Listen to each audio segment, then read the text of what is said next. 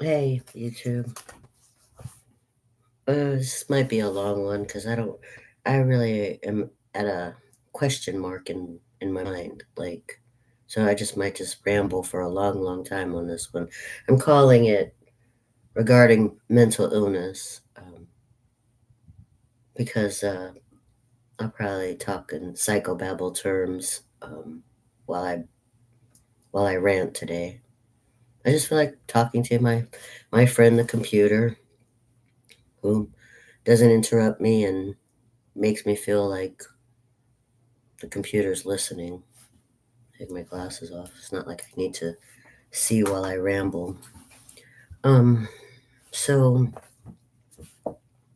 I just glanced at some video vlog, or not video vlogs, but some videos.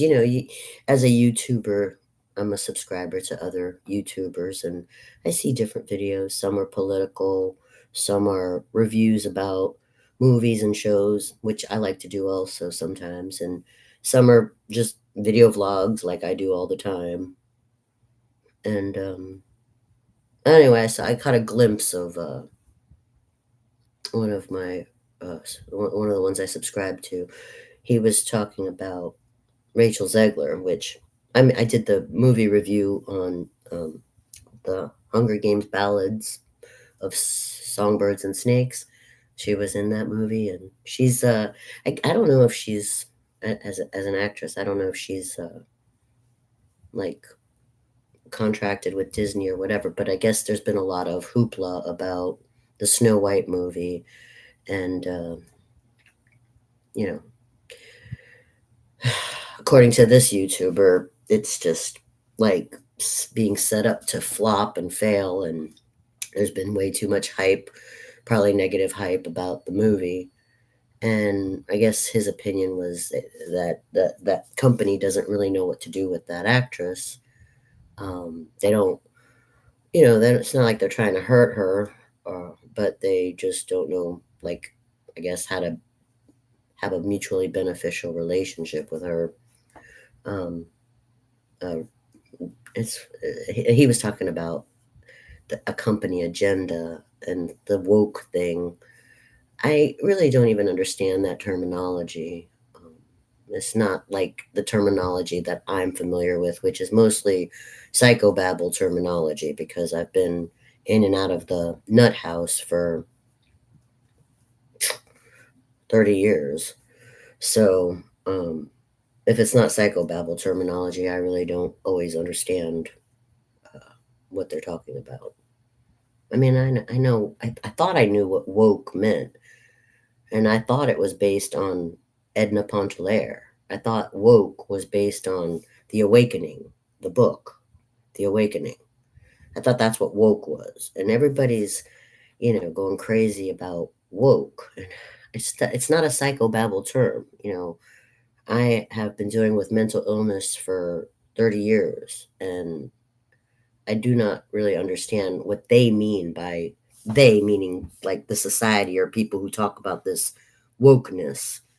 I really don't understand what they're talking about because the only reference I have is that book, which I read like right out of high school. I read that book, and basically, I mean, for 30 years, that book has been in my subconscious. But Edna, I will talk about Edna, and I'll get to the mental illness stuff. I do not think that the character written by Kate Chopin was mentally ill. I do not think she was mentally ill at all. She was just a woman. She was a woman, an intelligent woman, and she was married to a very good man, according to society. What society says is a good man. He had money.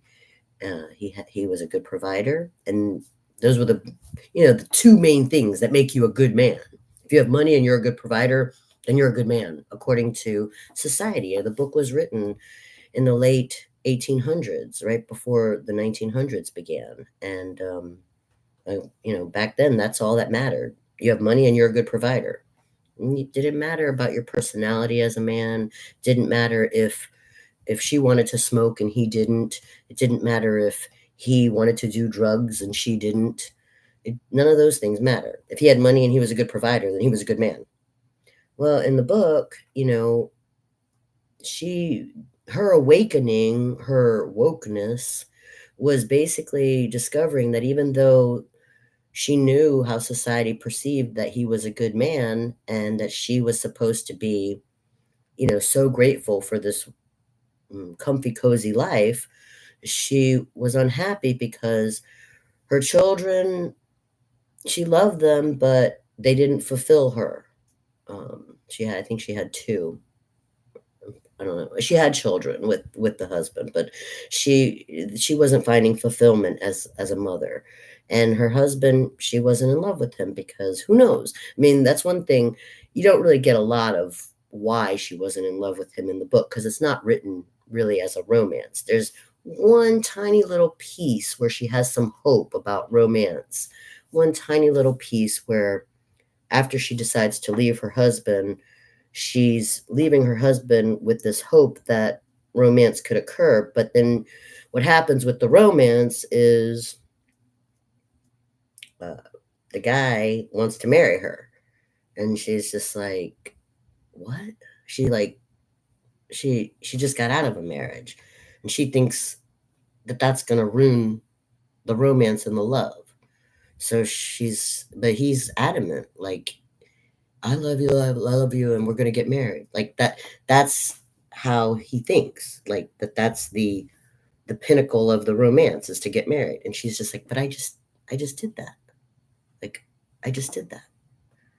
That wasn't romantic. Like I don't think that's romantic. So then she's like disappointed with the idea of romance, and then there's nothing left for her except sex, which she even tries to go, slut, and then she sees it's just empty and hollow, and she's not fulfilled by that either. Ironically, that's kind of funny to use that word, but so she's disappointed by the marriage, she's disappointed by the romance, and then she's disappointed by the sex. And then at the end she kills herself. She just says, what else is there? That there's nothing else, and I can't find fulfillment, I can't find my happiness. um you know I don't like the two roles. Basically it's two roles, that was it. That she didn't like the only two choices that she felt women had, basically to be in a loveless marriage or to be a whore.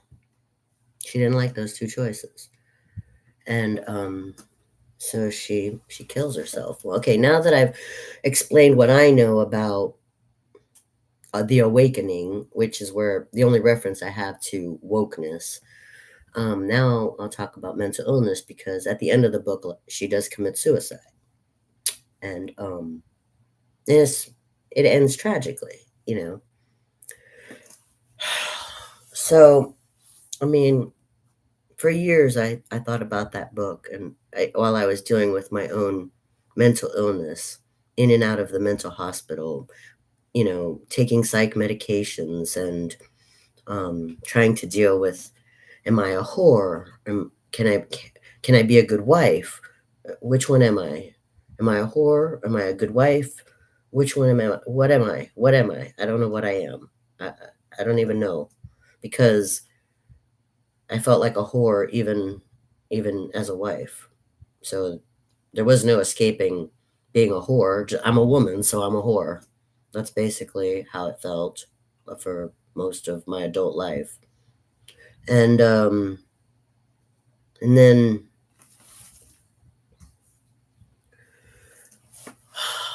I mean, yeah, you learn a lot of the psychological terms. Well, you have this diagnosis. Well, maybe that's not, maybe that diagnosis has changed because that was 10 years ago. So we could call it this now, Eh, Anyway, they have all these, terminology, psychological terminology. But people who don't like psychobabble will refer to literary terminology. That's where this woke thing is the big catchphrase now. Wokeness. Wokeness of what? that we're either called whores or saints. It's so unrealistic. It really is unrealistic. And and I don't want to be like Edna at the end of the book. I don't want to be constantly feeling suicidal. I have sometimes I've been overly dramatic, overly passionate, overly emotional, maybe overreactionary, but it was reactionary. It was definitely provoked in some nature. Mm, And I could say I've gone overboard with my passion or my feelings because I felt like, what, self important. Um, I have gone overboard because I don't treat people the way that I'm treated. So yeah, it's totally different. I get accused of treating people badly, but I have been mostly kind, honest, and respectful for the most part. Sometimes when I get a sense of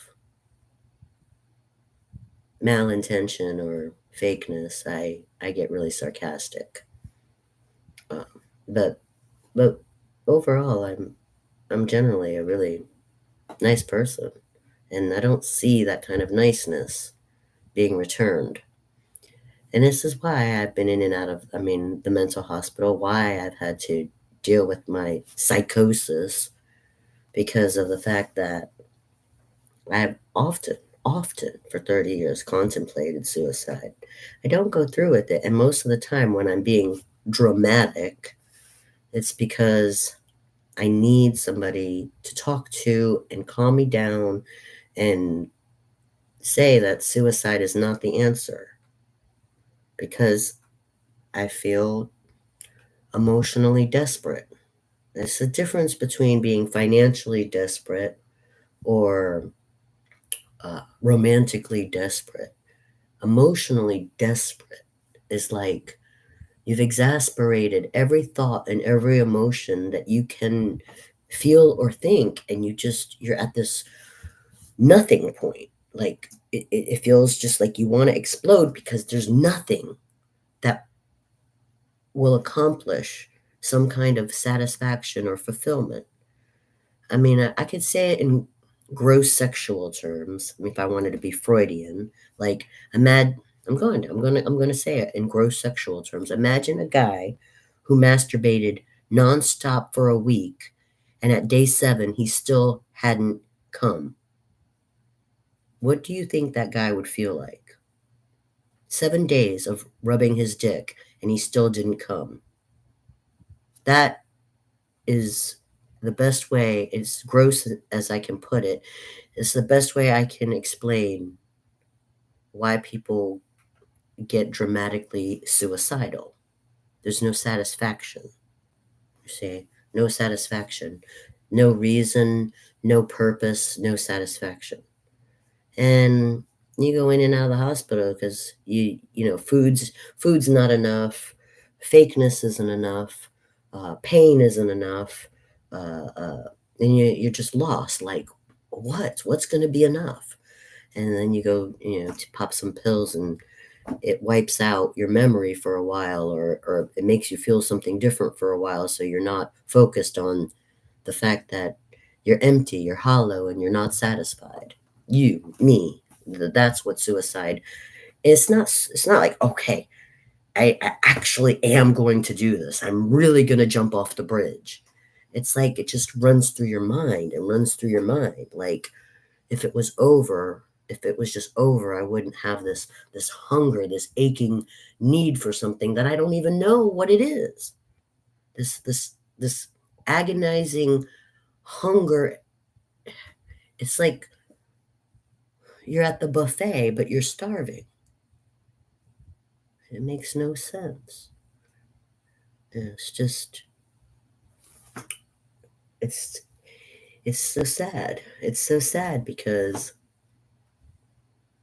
uh, it's a daily battle. Yesterday I was hearing these terrible voices in my head. And I've been going through that too for I can't even pinpoint when that began. It's been so long. Whether I was on psych meds or not, it didn't stop the voices. Sometimes they would go away, sometimes they would go away, but it was so habitual. It was almost like clouds in the sky. Some days are clear blue sky, no clouds, and then there's days where it's just you know, cloudy after a day after day, cloudy, cloudy, cloudy. And that's like the voices in my head, just cloudy, cloudy, cloudy. And I mean, I was making jokes about it actually yesterday. I was saying, in the old days, they talked about the angel and the devil on your shoulders. So, as a schizo, you don't know which one's the angel or the devil. They sound exactly the same. Uh, People will say to you, well, you make terrible choices. Life's all about the choices you make. Is it Edna made every choice. Edna tried everything. I've tried everything. And then when you've tried everything, you see what choice? There is no choice. Because even if you've tried every choice, you get to the same dissatisfied feeling, the same feeling of disappointment and sadness and despair and meaningless. I don't know. I'm not a promoter of any agenda for this company, that company, or whatever. I'm not an agenda pusher. I am a person who was somewhat well read, not anymore, but I was educated at least to read enough about the basics of character development and the human journey, the emotional and pensive things that we go through as humans. Uh, and why do we write about it, or why do we display it in art or film or whatever? However, we try to express the journey of human life. Uh, There's a lot of confusion taking it in and going through it at the same time. Some people say, well, confusion's good. What's wrong with confusion? Nothing. Too much clarity or too much confusion, too much of anything, right, is gonna make you feel messed up. It's like drinking too much. Right? I've always said I kind of prefer clarity, though. I kind of prefer it. Like, it's like the windshield when you're driving. Do you really want your windshield to be foggy? I prefer it to be clear so I can see at least. Maybe I don't like the traffic that's in front of me. Maybe I don't like, you know, the weather that I can see, but at least I can see what it is. Uh, uh, I just feel that young girl, Rachel, and the way that they're talking about her, it's not different for an older woman like me either, even though she's a big name and you know I think we have similar problems. We have similar problems. Like they don't really know what to do with her, but it's not like they really hate her, you know. They don't really hate her or anything. It's just they don't know what to do with her. And she's so talented. She can sing, she can act, she's beautiful. She's so talented, and yet they, ha, where does she fit in the puzzle? And that's how I feel too, even though I'm 30 years older than her. I feel the same way. I don't think anybody knows what to do with me either. It's kind of it's just so sad.